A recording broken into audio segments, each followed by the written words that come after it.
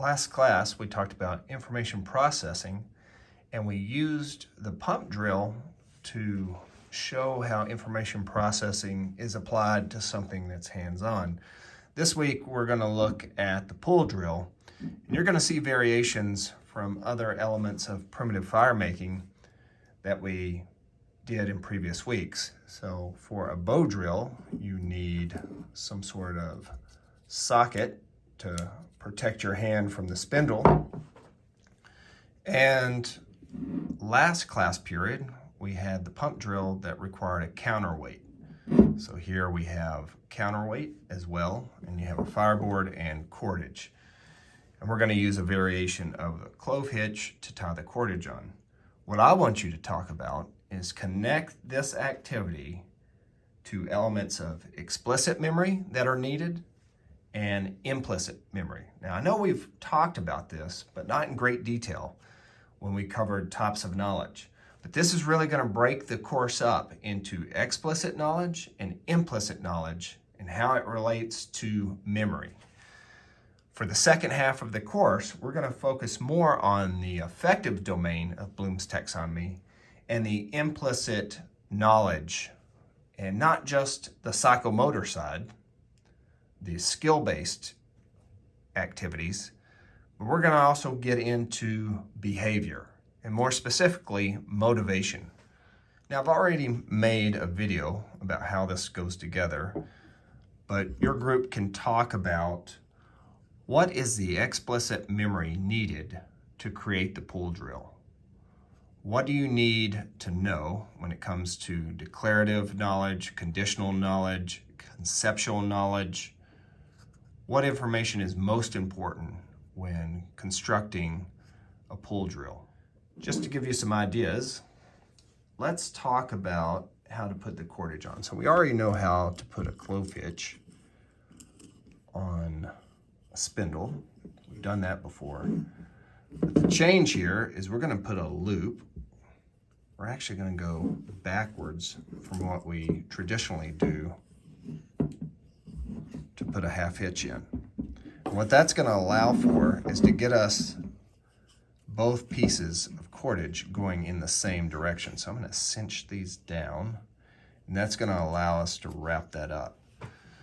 Now for your video, as you demonstrate putting that cordage on, what explicit knowledge was needed and what implicit knowledge was needed? Or you could also talk about what was more important when it comes to memory, explicit or implicit. So I'm just trying to give you some ideas about things that you can film using the skill and connect to explicit versus implicit memory.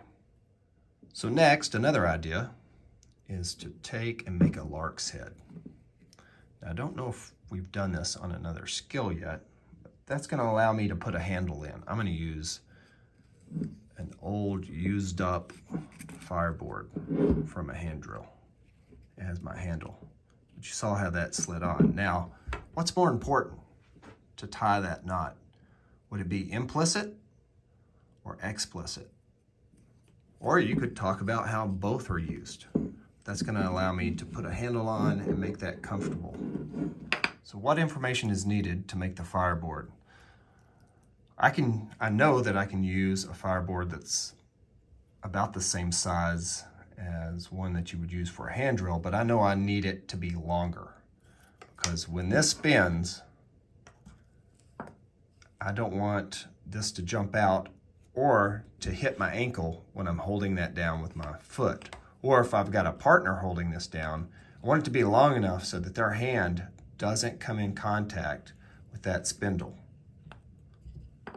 So what is that? Is that implicit knowledge or is that explicit memory?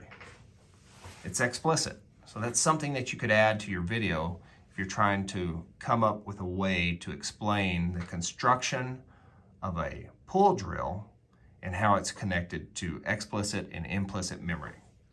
So the last item we need is a socket, and that's going to allow us to protect our hand from the heat that's generated up here.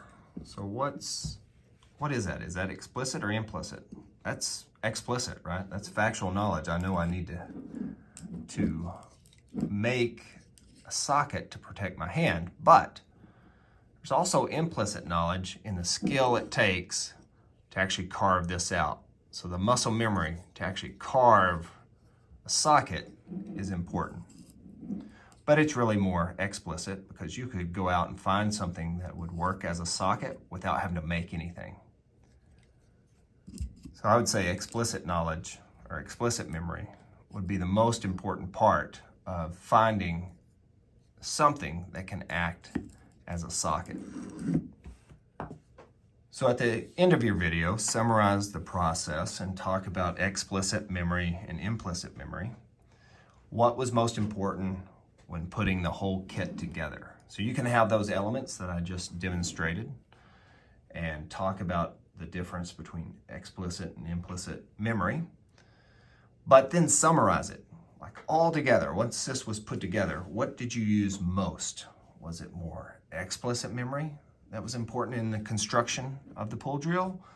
Or was it implicit knowledge? Or do you really have to have a combination of both?